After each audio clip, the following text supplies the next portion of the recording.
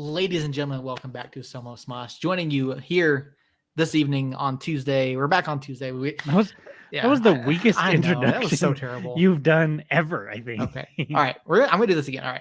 3, 2, 1. Ladies and gentlemen, welcome back to Somos Moss, the official podcast of Somos Moss and your source for the latest news and notes on the World Cup 2022. My name, of course, is Seth Bidoff. Joining me this evening, Jacob Turrell, only I told Full House, guys. It's been a minute since we've all been here. We had intended to do some shows over the weekend throughout the quarterfinals, but life and things and whatnot, as we've explained many times before, we are busy guys. Earl is, of course, living the midlife crisis. Earl is back. He's got the 5 o'clock shadow going on. So, and Earl, I do apologize. I cut you off as I was setting things up to go live here. You were saying something. I'm not entirely sure what you were going to say. So would you like to finish your thought before we jump into the show? No. Okay, then. I don't remember what I was going to say. That's why. And the Earl fan club's over in the chat this evening. Already, Robert. Already. Yeah, look at that. Minute 1, Robert is in the chat, ready to go. Guys, the quarterfinals are in the books. It's been the round of 16's in the books. Round of 16, yes. Quarterfinal matchups are set. The quarterfinals are set. Round of 16 is done. It was a rather boring weekend. A little bit. I mean, we were talking about this off there. We talked about it a little bit in our group chat. And the one match that Jacob, you and I both had matches that we were invested in. We talked about them last week, ones that we really want to keep our eye on. Obviously, we're looking at U.S.-Netherlands. That did not go the way that we wanted it to, obviously. You were talking about Morocco, potentially. You had Morocco coming out of this matchup with Spain. I said it could happen. I would not be surprised because Spain had not been. I still had Spain as the winner of this. But, all around, the weekend kind of fell flat. Outside the Morocco match, was there anything that stood out as a surprise to you guys? Just overall. I think the lack of close matches / upsets, or even close upsets, maybe upsets, surprised me quite a bit because of just how kind of crazy this tournament group stage was. Mm-hmm. I thought we would get a little bit of that carried over. I think other than Morocco and Croatia, all the 1 seeds coming out of their group won. Morocco was the 1 seed coming out of F. Were they? Yeah, they were number 1 coming out of F. Oh, that's right. Croatia was number 2. That's right. So Croatia was the only 2 seed that ended up winning their round of 16 matchup. And I mean, it's not. I guess you look at it, even the group stage, you look at it, and it's okay, well, the 1 seeds were France, England, Netherlands, Argentina, Brazil. Morocco was the only really surprise there, and Japan was the only really surprise there. So it's okay, well, I guess the group stage might not have been as crazy as we thought it was. There were times when it felt really crazy, but at the end of the day, the cream rose to the top, and I thought maybe we'd see a little bit of a shakeup there in the round of 16. But other than Japan and Croatia, I know Japan was the 1 seed in their group, but Croatia, I think, probably was the favorite going into that. I didn't check betting lines going into it.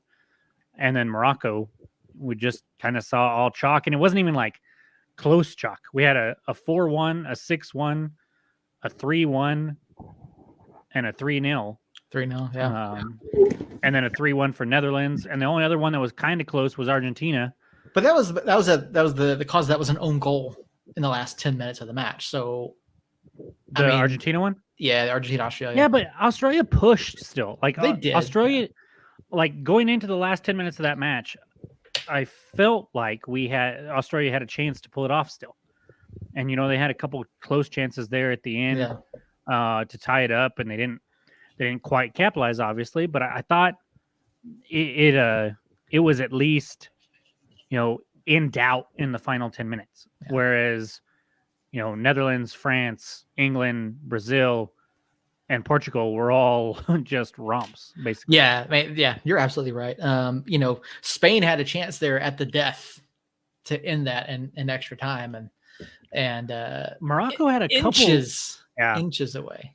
Morocco had a couple chances. They didn't lead to a shot somehow, but they had 2 breakaways that I can't remember. 21, can't remember what his name was, but he had a chance to put it away, but never even got a shot off. And if that's somebody, I feel like if that's somebody that's a little bit higher quality, then they find a way to at least get a shot off and try to find the back of the net. So that was a fun game. I know it was a 0-0 all through extra time, but I thought it was still a fun game. Yeah, no, it was. And looking around, you mentioned the finals from these other matches. Portugal advanced 6-1. We talked about this before going there. I basically flipped this one off at 2-0.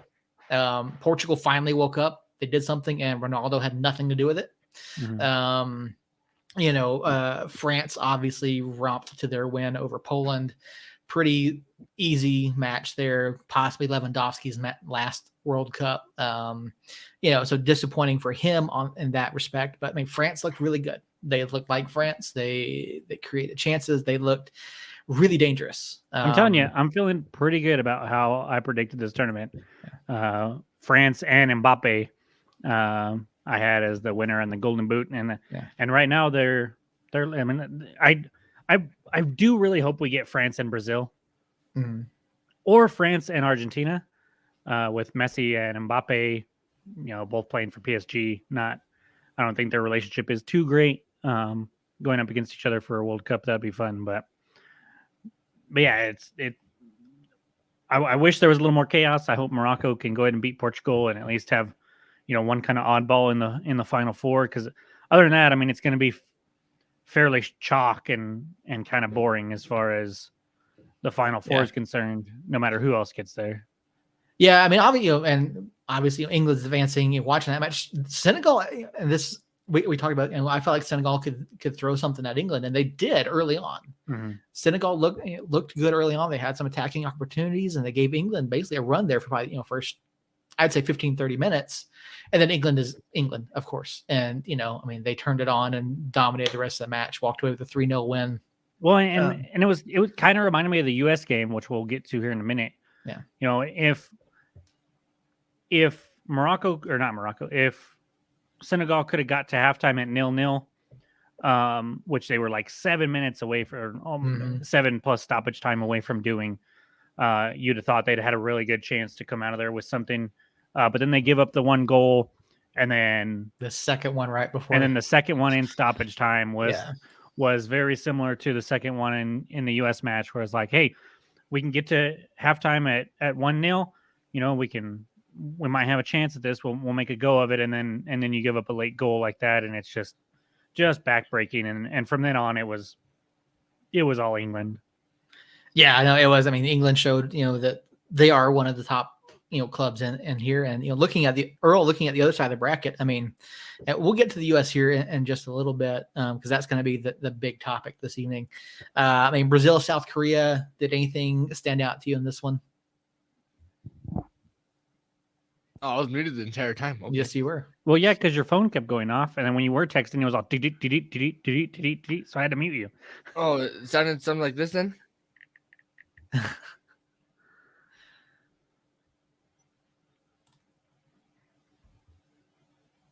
Quit me again? I didn't mean to. Brazil, what stood out?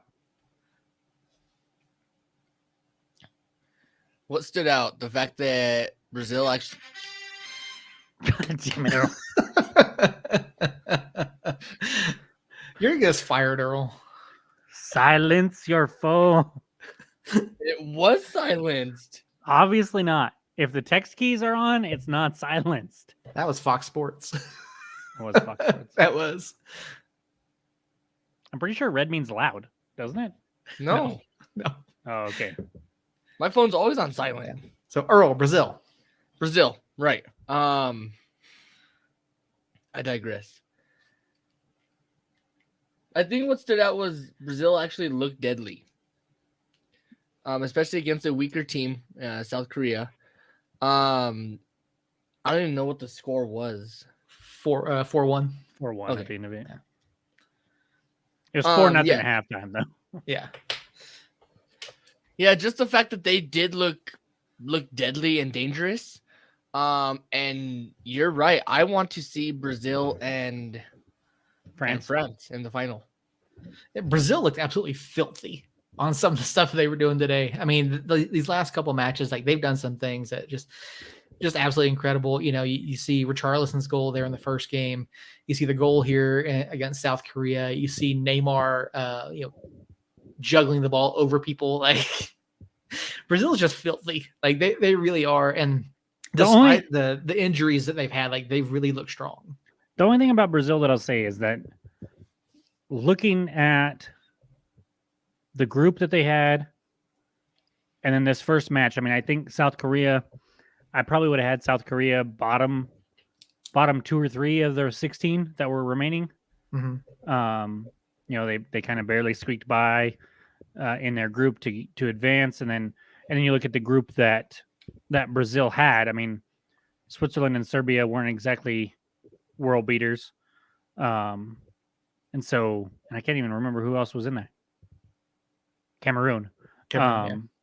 None of those teams are near the quality that one, some of these other teams have faced, and two, what Brazil's gonna face going forward. So I'm really interested to see how they fare against Croatia with a team that actually has a midfield. An aging Croatia. It is. But they still have midfield talent. Yeah, they still have. It's still probably the best competition that Brazil will have faced in this tournament. So I don't expect Croatia to beat Brazil by any means, but I also don't expect it to be 4-0 at halftime, and having the cha-cha slide with the manager. I don't expect that to happen. I do. Yeah, that was fantastic seeing him dancing with the players. And I mean, okay, I know this has been a topic. Do you have an issue with the celebrations? No, it's okay. The people that have, I don't know who has problems with celebrations other than curmudgeons. Yeah. Do you guys know what a curmudgeon is? Like, have you heard this word? Seth is a curmudgeon. Fair. I think I've said it before, actually. Yes. Yeah, you both probably have. So I was talking to a 28-year-old that works at Oasis, and I said, "Oh, yeah, he's just a curmudgeon." And she looked at me like I just spoke gibberish and made up a word. And I was like, "No, it's a real word. Look it up." Yes. No. But like people that don't want goal celebrations in soccer, don't want touchdown celebrations in football, I just will never understand it because they're just joy, especially these Brazil ones. I mean, they're having fun, man. Yeah, I mean, well, that whole second half was just a pickup game for them. Yeah. Like they were just doing whatever the hell they wanted. So, yeah, it was so much fun to see. And I don't know if we've talked about this before, Jacob, but is Richarlison worth the price tag that Hotspurs paid for him? No, not until he actually plays for Tottenham. I mean, he's looked fantastic in this World Cup, but he looked good until he got hurt, and then he got hurt, and we won't see him until Christmas. So, which is 2 weeks away, by the way. I know, but if he can come out of this World Cup and continue this performance that he's been doing, then yeah, I think he will be. But until he actually plays, I can't necessarily say. I do like that he's not on Everton anymore, so that every good thing that you ever had at Everton is just gone. I wish we could have held out for a little bit more until after the World Cup, maybe get him for 200 million instead. But so quick question as far as that goes, who do you pull out of the Tottenham lineup to put Richarlison in? Do you bench Kane, Son? Oh no. So where do you put him? We don't know because Kulusevski has been hurt, Richarlison has been hurt, Son has been hurt. So we haven't really had all of our guys healthy. And when we did, he was coming off the bench. Yeah. But he looked fantastic coming off the bench. So I kind of like that for him. Because, I mean, Kane is the face of Tottenham. Mm-hmm.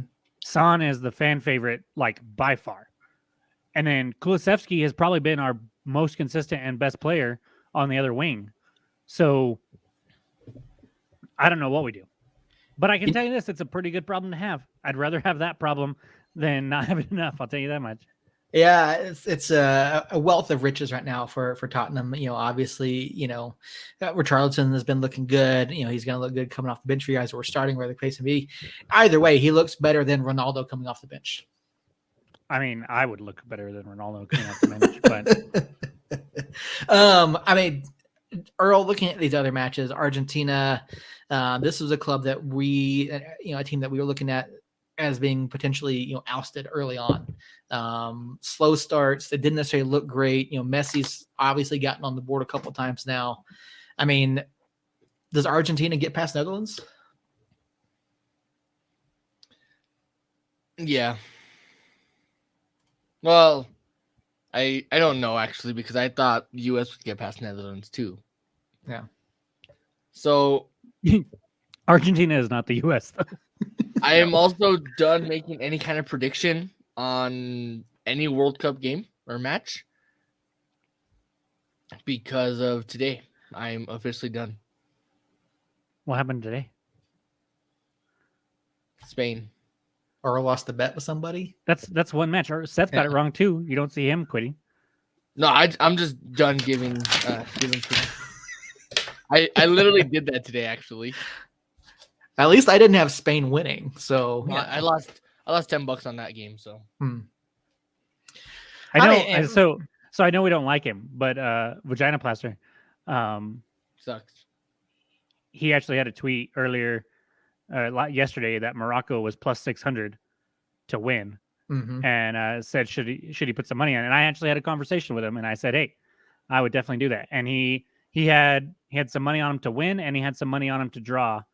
So he ended up winning basically 3-1 money on it. Time out.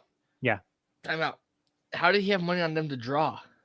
You can also bet a draw bet for it to be tied at the end of regulation.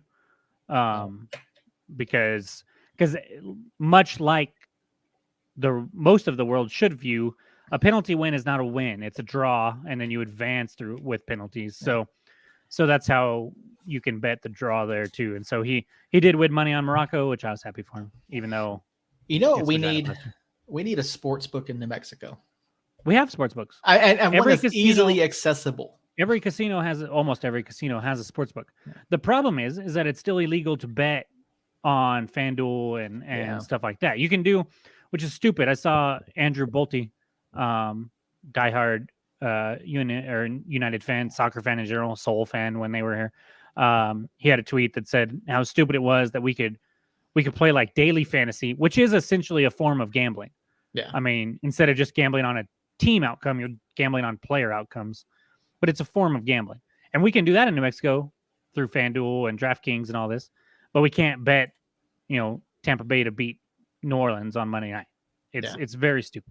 Very, very stupid. Yep, I agree. So there could have been some really interesting bets here for the World Cup. Maybe one of these days the state will wise up. Me and Earl will be in Albuquerque on Thursday. I might drag us to a casino to make a sports bet or two on the quarterfinals. There you go. So the big match, the one that before we get to the U.S., I do want to bring up one other topic. I mean, yes, I had to look if my wife was around. What is going on with kicks from the mark? Is it the keepers? Is it the takes? I mean, we looked at you look at the Japan-Croatia one, and that was just horrendous takes. So to me, there are two different things. I think the Spain kicks were better quality, not great quality, don't get me wrong, but better quality, and the Morocco goalkeeper stepped up. The Japan ones, they were just, terrible. Yeah. They seemed way more focused on making sure they put it on frame than delivering with any power. Mm-hmm. And they basically passed it to the keeper every time. Yeah, it was just terrible. The ones that were getting saved, they were just right down the middle, basically. There was no threat there for the keeper. And then it's just, and I saw several things that said, Japan is a very technically sound side, and like they just could not find the net with these penalties, and it was just like really shocking to a lot of people. Yeah. So, and then today, obviously, in Morocco and their shootout with Spain, I don't know what Spain was doing. I mean, that Morocco keeper made some pretty good saves, but yeah, Spain's weren't Japan's though. Like Spain's weren't like they looked like they had confidence going up, and Japan did not. Japan was like, "Oh, we're screwed," basically from the get go. Whereas Spain was like, "Okay, I'm gonna deliver this where I want to deliver it," and I think for the most part they did. Just the keeper guessed right and made plays on it. I mean, they weren't perfect penalties because obviously a perfect penalty beats perfect goalkeeping every time. Yeah, because there's just not a way a goalkeeper can cover all of the net. But I mean, it just and ironically, the worst penalty that I saw might have been a Croatia player. Yeah, because that one where he just like he was walking through the park and just saw a soccer ball and went to go kick it and like had no run up, no nothing, and then he hit the post and it's like, well, yeah, I don't know what you expected there, but no, I think I was really excited when the Morocco Spain one started. I was like, oh, there's gonna be drama finally, and then make miss. Yep. The only drama that came out of this Morocco Spain match was the fact that one Morocco player pushed down the other one. That was hilarious. I was so mad at that though. I was like, "What are you doing?" Yeah, I laughed. I did have to laugh at that. When it first happened, I was like, "Did he just tackle his own guy off the ball?" Yeah. And then they showed the replay, and he tackled his own guy off the ball. Yeah. I was like, "Oh my, okay." He literally Derrick Henry'd him. It wasn't that bad. It was just as bad. It was funny though. I did appreciate it.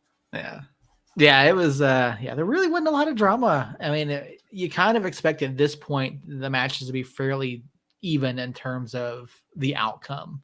You don't expect the 6-1 score lines and things like that. Like I don't know, a bit of an anomaly this year, I think. I did see a tweet and it did ring very true to me that this round of 16 was definitely hey, do we really need 48 teams in the World Cup?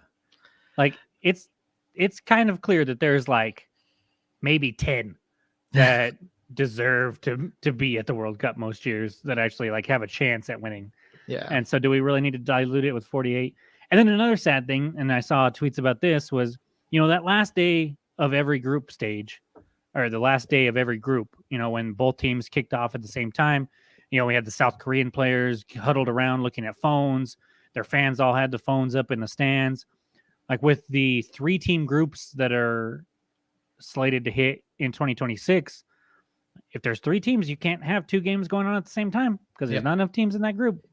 So you're not going to get that, oh, we need this to happen. What's going to, I don't know. You don't get the emotion of it.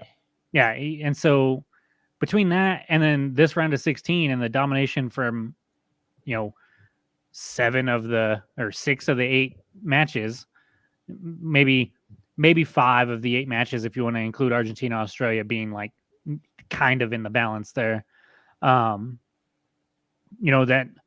It's a pretty detrimental argument for 48 teams. Yeah, I actually read something yesterday, maybe it was today, saying that there's potential that they won't do the 3-team groups in 2026. So God, I hope not. Yeah, I hope not either. But reading up on the 2026, obviously it's expanding to 48 nations, bigger field, a lot more matches. Then you run into, and so I was doing some research, looking at figuring out since it was a united bid from the 3 nations, apparently all 3 are going to get a bid. All 3 are going to get automatically qualified. There will be 6 CONCACAF teams in the 2026. Do we need 6? Are there 6 CONCACAF teams good enough? There wasn't one this year. So, I mean, yeah, but so when you expand like if it's a 48 team field, getting 6 in there sounds crazy, and it is. I mean, it is a little crazy, but at the end of the day, going from 32 to 48 and adding 16 more teams, all 16 of those teams are going to be mediocre at best. You look at this one, I mean, credit to Saudi Arabia for winning a match against Argentina, but after that, they didn't even get out of the group because they were mediocre at best. Because they're not a soccer team, a soccer country. So looking at the standings from CONCACAF, obviously Canada, Mexico, USA, and Costa Rica. It also would have included Panama and Jamaica. Yeah. Like, really? Jamaica would be a fun team to see in there. Yeah, they would. They're not super talented, but they have a good attitude and fun to watch. Cool runnings. Yeah, but I think this World Cup definitely proved to me that 48 is not what we need. But hey, next time it's gonna be 96. So no. It's just like a tournament for all. Yeah, exactly. Just throw every nation in there. Yugoslavia's over there. Yeah, have 4 teams playing at once, all on the same 8 pitch. guys on the yeah. It's like Chinese checkers. Yeah, exactly. Just 7 goals. Yeah, Hey, you know what, FIFA? If you're listening, we'll be happy to throw some ideas your way. Improve the World Cup once you expand to 96 teams. So, did y'all ever watch Big Bang Theory? Yes. The 3D chess. Yeah. Just see like that, like just fields stacked on top of fields, laid sideways, and you can score on any goal and craziness. Yeah, it absolutely would be. So, the big topic, the big thing. Well, that's going to do it for us, guys. Yeah, I'm out. You guys, until next week, guys. Somos Unidos. Yeah. Tomorrow night. Yeah. Until tomorrow. Earl, you're in the group chat, and he mentioned it off air. Tomorrow night is a United podcast. Earl's too busy. Earl's choking. Yeah. Yo. Okay. So Netherlands, US. Obviously we all had US advancing out of this.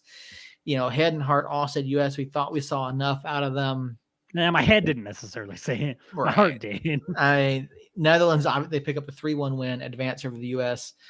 And Earl, let's start with you. How big of a disappointment is this? On a scale of 1 to 10, Earl. On a scale of 1 to 10, how disappointed am I in this? 0. Because I've learned to expect disappointment. Earl's a Cowboys fan. We forget that. Exactly. I'm also a United fan, so that's fair. And this US team was united in red, white, and blue. Yeah, exactly. So my motto for the past month and a half is expect disappointment, and you'll never be disappointed. Fair. All right, fair enough. Jacob, looking at this match, and really looking at the U.S. run as a whole here, I think there are some good things, but I think this also highlights that there's still very much a need, several needs going forward into 2026. Now, obviously, we don't have to worry about qualifying, but I would like to see something from this club during the process. Mm-hmm. What to you is the biggest need for this club heading into this next cycle? Why can't you ask me that question? The fuck? Don't worry, Earl. We'll get to you. I would say experience. Okay. Our midfield was 23, 24, and 20. And we only had one player on this team that has ever played in a World Cup. And he saw, I think he saw the field in 2 of the 4 matches coming on as sub. So it's not, obviously the back line is going to be a question.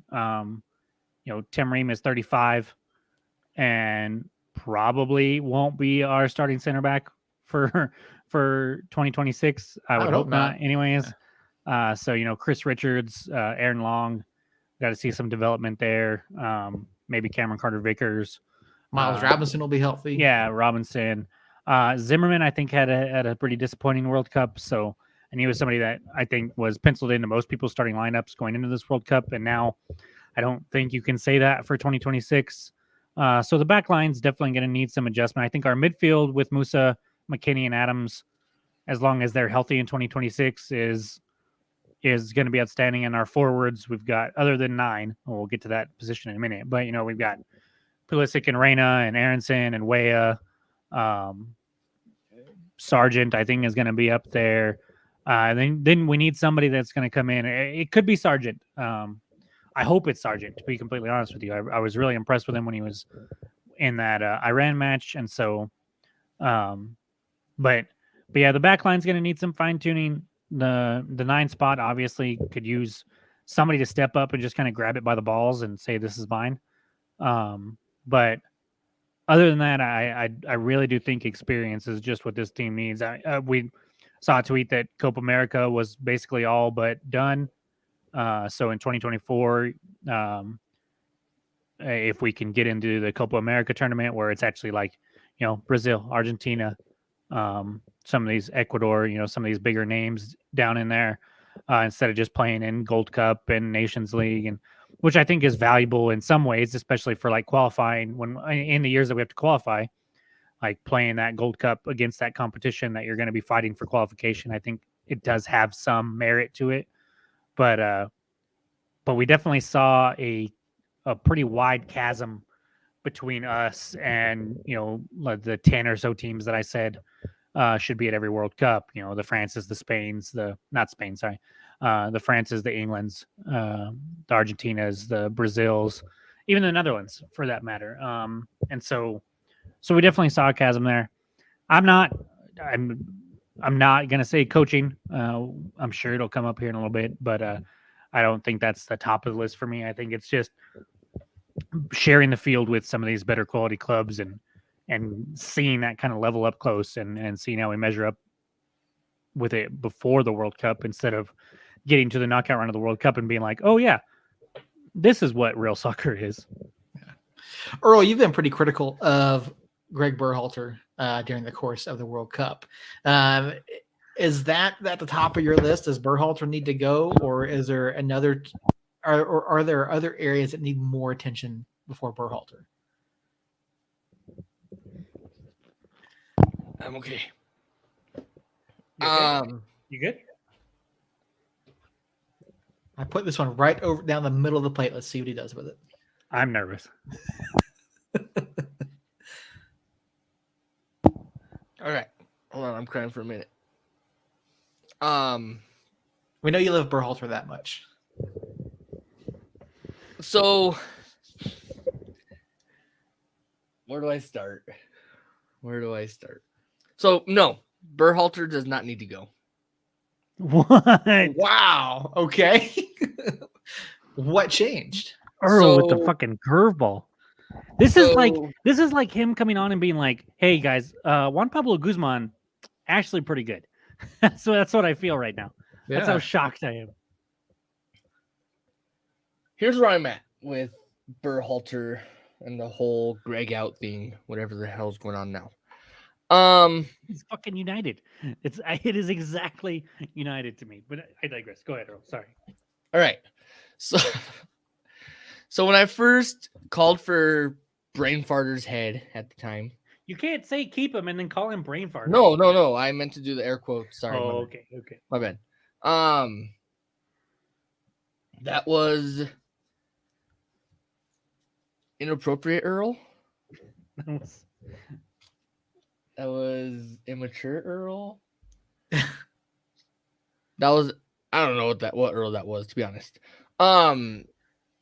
Because then I thought about it afterwards later on and realized that he doesn't have crazy experience like some of these France teams head or managers or Brazil manager. I mean, those ones have all the experience, they have all the talent. He also had to coach a super, super young team with almost no, if any, World Cup experience. I don't think any of them had World Cup experience. Maybe one or two. One guy. Yeah. I literally said that 5 minutes ago. I also just choked like 5 minutes ago. So that's before you choked. There's some oxygen that left my brain. So yeah, no, I'm not on the whole Berhalter needs to change. Is the change that needs to be done. What I am on is the fact that we need, exactly like Jacob said, we need more experience. We need a striker. I mean, it was very obvious that Pulisic can't do it all. As Captain America as he is, he still can't do it all. I mean, he took one shot and pretty much tore his freaking leg out of his hip. So, no, that's the thing is Berhalter. Yeah, he needs more time. Obviously, if he doesn't do anything for the World Cup here in America or in North America, then maybe start looking at someone else. Cue the Landon Donovan calls. Just kidding. Don't do that. You would have better luck calling me than Landon Donovan. Which my phone is available if the men's national team does want to call me. 575-333 Earl. There you go. Text Earl. Exactly. So I mean, Earl, is there anyone that was left off of this roster that you felt like could have made an impact?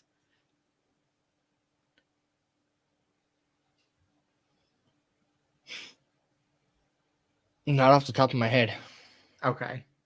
Jacob, what about you? I mean, obviously, Ricardo Pepi is a name that got tossed around a lot. People were shocked that he wasn't included.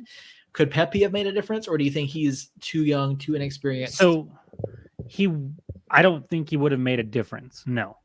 The people that were calling for Pepi and saying he would have changed things are high, I think. Are you fucking high? Are you fucking high? To quote a buddy of ours. Oh, Jeff Caldwell, enjoy your retirement. I haven't seen that announcement yet. Have you? It's out. Is it? Okay. Anyways, he wouldn't have come in, and we saw him in the Bundesliga struggling to score anything, to do anything in the Bundesliga. So yes, he transfers out on loan, I believe.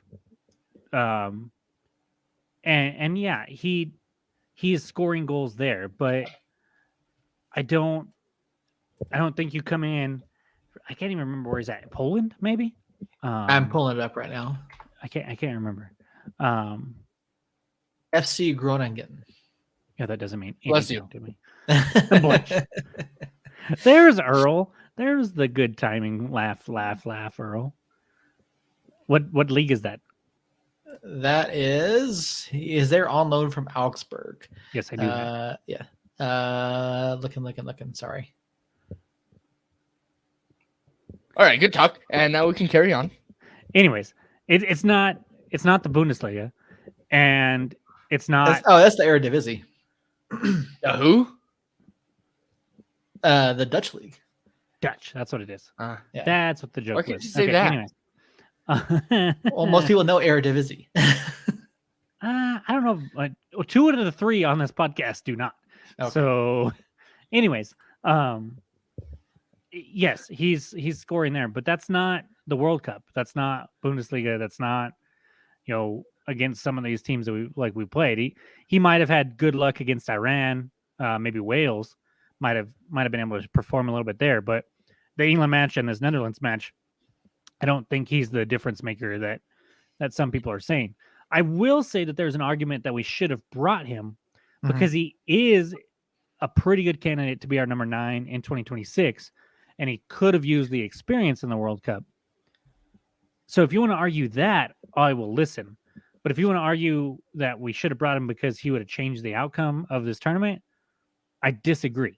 You want to argue that Berhalter shouldn't have been here because a better coach would have taken us farther in this tournament? I disagree.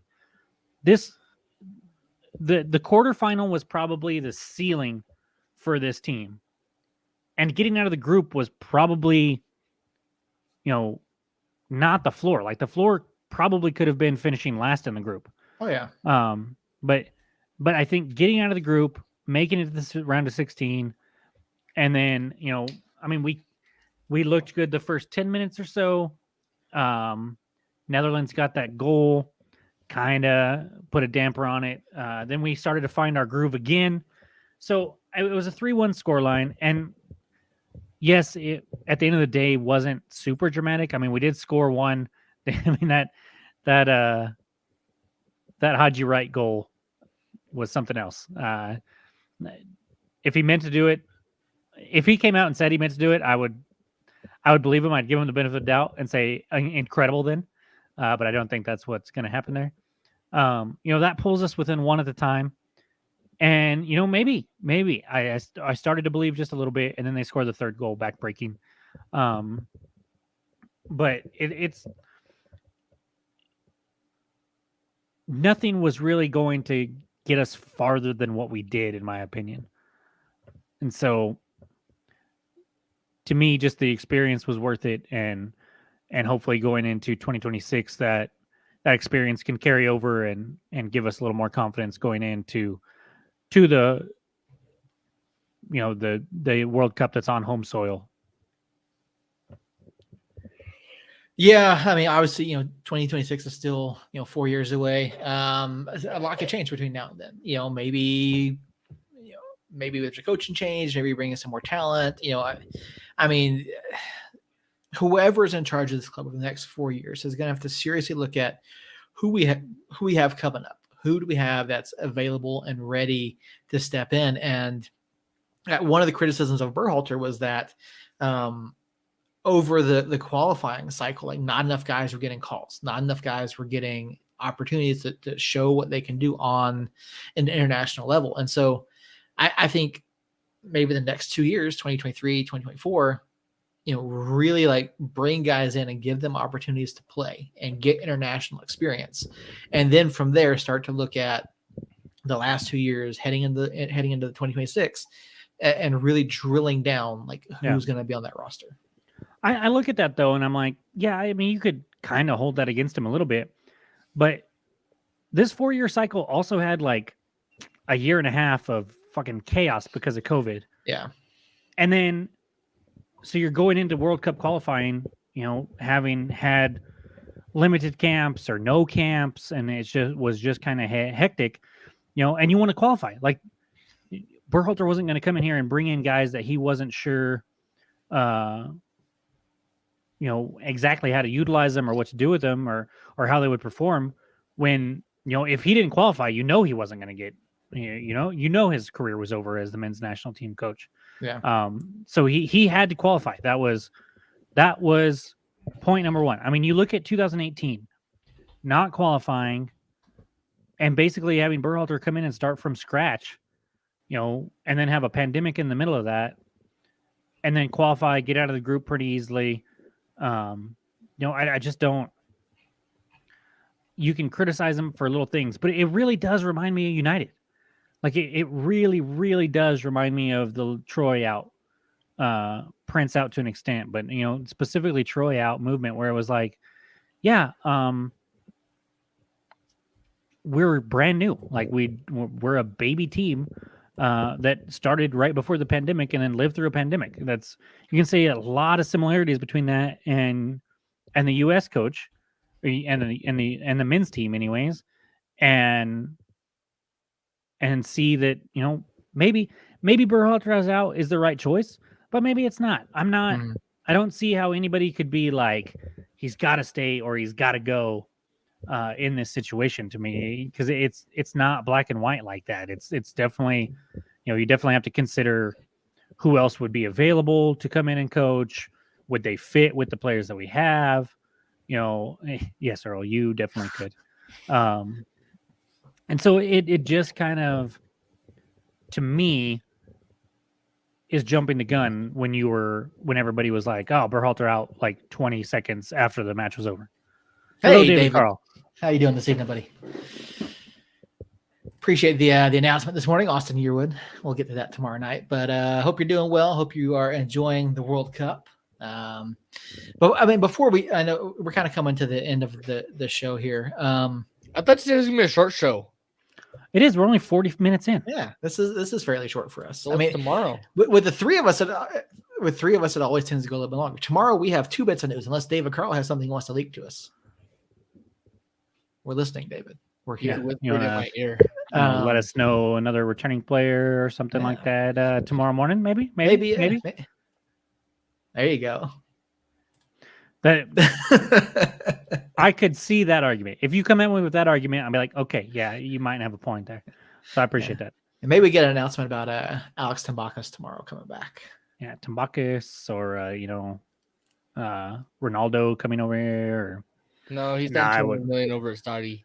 I know Saudi Arabia just opened up and wrote him a blank check, basically, because the Saudi Arabians are crazy. Yep. Thursday. He says Thursday. Thursday. All right. There you go, guys. breaking That news. doesn't help us for tomorrow, though. Announcement on Thursday for New Mexico United. So speaking of 2026, I know we've kind of sort of hinted at it just a little bit. Is there a chance that Somos Moss is going to the 2026 World Cup? There is a 100% chance that one of them is, at least. At least two, because I unless I get killed by then, I do plan on being there. Okay. Me and my buddy Will were talking about it the other day, and we were like, okay, we have to go to, I don't know about a U.S. match, because I imagine those prices are going to be flipping stupid. It'll be interesting. A quality seat. And then we have to see where they play, because if they're playing like the Chicago one, not Chicago, sorry. If they're playing over on the east side, on the East Coast, might not make it out there for that. But well, if they play in Atlanta, you've got a place to stay. I do. But that will be 4 of us. Hey, my mom's got room. My parents have room. So here's what we do. We just go there for like 3 days, catch 3 matches or as many matches as we can, do live pods from there. I'm down, and we'll bring my buddy Will on too. He'll hop on with us. So yeah, we will figure out a way to get Somos Moss to the 2026. Hey, David, there you go. If they're in Philly, he's going. Yeah, absolutely, man. Like it's something that most people only get to experience once, maybe twice in a lifetime. And I mean, we were all young. Earl might not even been born the last time it was here. So, it's. I was only 5, so. Yeah. So yeah, when was the last time it was 94? I was 1 year old. Nice. So I mean, obviously, with all the sites around the U.S., I mean, there's different places we could potentially get to.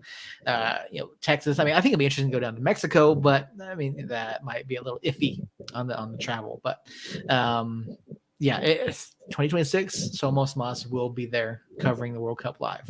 So unless we are no longer a podcast, heaven forbid. Yeah, but but I imagine we'll still be a podcast, at least in some capacity, and we will be going. Yep. Yeah, looking forward to that. Guys, I mean, round of 16 is done. Quarterfinals this weekend. I mean, do we want to do predictions real quick? Yeah. Yeah. Okay. Yeah. All right. Quarterfinal predictions: Netherlands, Argentina. That's the toughest one for me. I think the other 3 I might not be right, but I at least am like, no, I'm saying this team. I'm gonna say Netherlands. Netherlands. All right. Jacob's got Netherlands. Earl, who you got? Netherlands. All right. Well, I'm gonna go against you boys. I think Argentina's got enough here. They've started to come on a little bit stronger. So yeah, I think Argentina. So we'll take that there. Looks like Dave is throwing up 3 Lions in chat. England over France. Interesting. All right. I mean, we'll go and hop into that one. England, France. Probably one of the best matchups of the World Cup so far. It is going to be good. France is going to win, but it is going to be good. And part of me is saying that because I predicted them to win before the tournament started. Mm-hmm. Part of me is saying it because, I mean, they look really freaking good. But I definitely have a soft spot for Harry Kane. At the very least, Harry Kane, at least. I don't really care for anybody. Harry Kane and Jude Bellingham are the only players on that team that I can even really stand. So, but I got to go France there. All right. Earl, who you got? England or France? France. All right. If you copy every single one of my picks, I'm going to be pissed. Well, no, go me first next time then. There you go. I'm gonna keep this up for the rest. I was waiting for it, honestly. The fact that he said 3 Lions, I was like, do you know the Harry Kane is like the kind of face of the 3 Lions a little bit? I mean, Jude Bellingham probably is for this tournament, but so I've got France going to the final. I have France winning it all. I'm gonna take France here. I mean, I like the fact that England looked good in their 2 wins. They didn't say look great against us. But okay. But yeah, I think France is just a more talented side. I think they are. I mean, you've got doesn't Saka play for Arsenal? Yes. You've got bona fide scoring threats in Mbappe and Giroud. Yeah, England. I've got England. Or I'm sorry, France. I've got France. England just doesn't have enough here this year. I think 2026 is going to be a good year for England. So, all right, let's move on. Portugal, Morocco. Does Morocco get the upset? I mean, you already know I'm going to say yes. Yeah. I mean, this might be a heart pick over a head pick for the most part, but as good as Portugal looked, Morocco has they just have a way. I'm going to let Earl go while I look something up real quick, and then I'll be back. All right. Earl. Good, because he's already spoiled his pick. And I'm going actually completely opposite of the son of a bitch. I'm going Portugal. Portugal. All right. Earl's got Portugal. You're supposed to go a little bit longer there, Earl. Earl, does Ronaldo start this one, or does he come off the bench again? And what sort of impact does he have on this?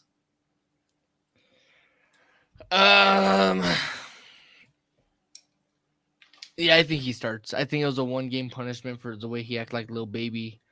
So you don't think it was a tactical thing they've been working on for a few days? Oh, of course not. And that's a great stat there, David. Morocco's only conceded once the entire tournament, and it was an own goal. So yeah, I think Portugal takes it. I also, like I said, I do think Ronaldo does start, especially with this being his last hoorah. I mean, it's the last World Cup for him. And with Morocco playing Morocco away, I mean, a good chance that they could lose. I think he gets a start for what could be the last time. Yeah, Ronaldo. Let's see. I also think he will have to. So. I do think he will also have to be peeled off of the pitch in order to be subbed off. Like they will have to have a sniper ready to take him out. Yeah, I mean, he'll be 40, 41 by the time the next World Cup comes around. So I mean, he'd have to pull a Tom Brady to keep going. So who knows? Yeah. So Morocco has made it to the quarterfinals in their 4 matches so far. They've had 35, 33, 41, and 23% possession. Mm-hmm. It's the definition of possession means little to nothing in the game of soccer. Actually, I think the USA game was the definition of. Japan was like that too. Yeah.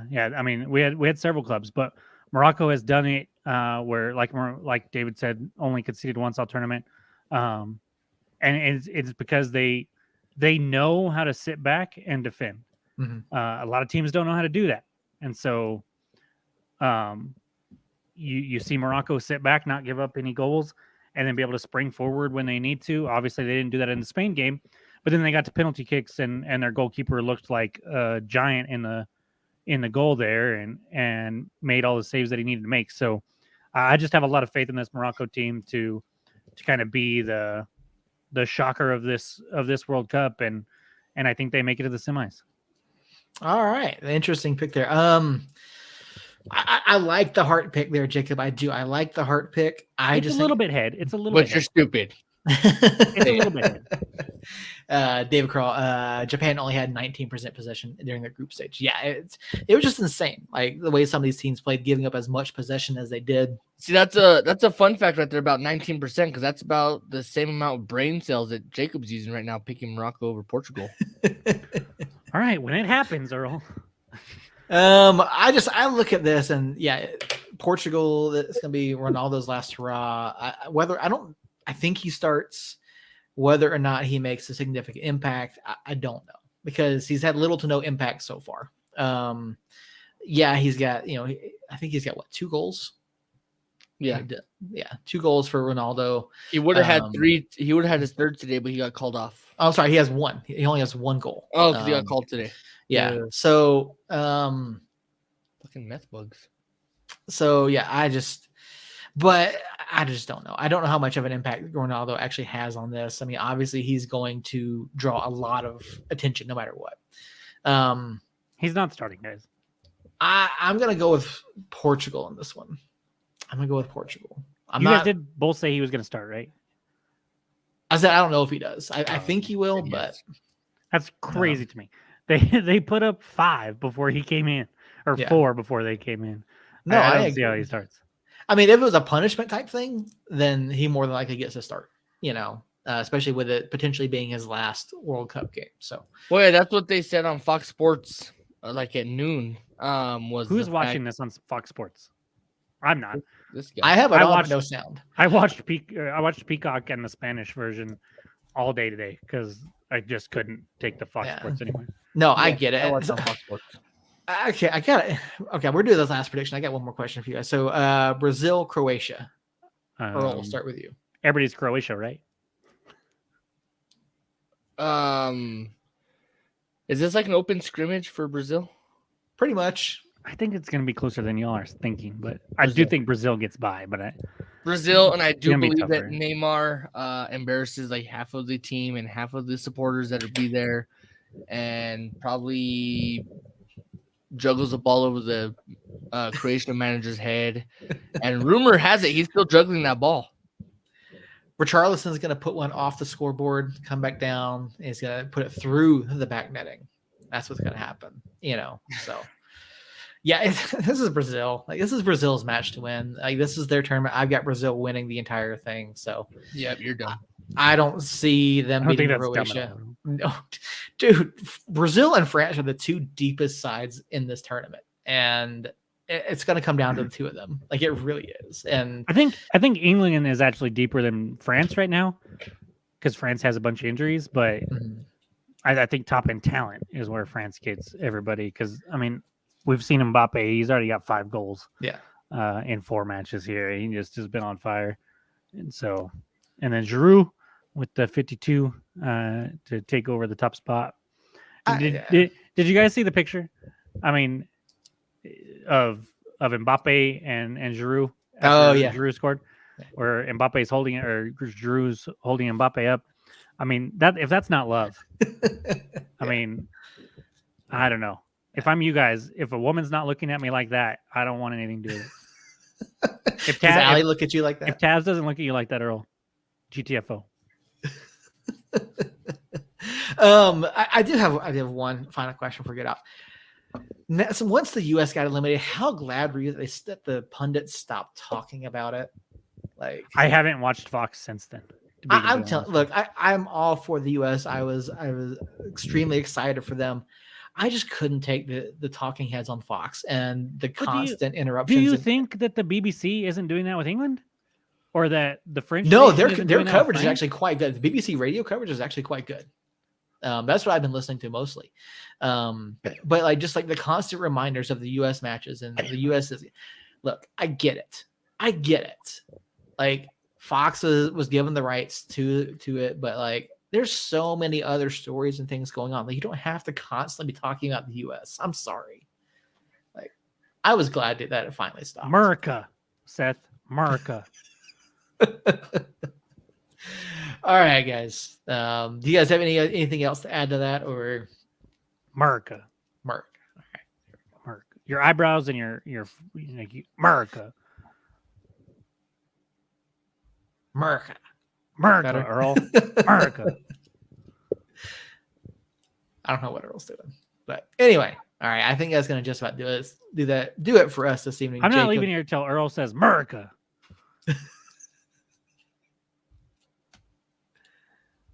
Earl, just carry on, motherfuckers. America. Sorry. Okay, Jacob, get us out of here. David, thank you for coming in, adding a little spice to this. Robert, I guess thank you. Thank you, Robert. That's what Jacob really meant to say. Yeah, we're almost there. I mean, it's been how many matches have been played? I thought I saw somewhere it was like in the 50s in the last 17 days, 16 days, whatever it's been. I mean, it has been a whirlwind. I've forgotten more soccer in the last 17 days than I've watched in my life, I think, before then. So I'm excited for this quarterfinal. We've got some really good matchups. That France-England one, like you said, fantastic.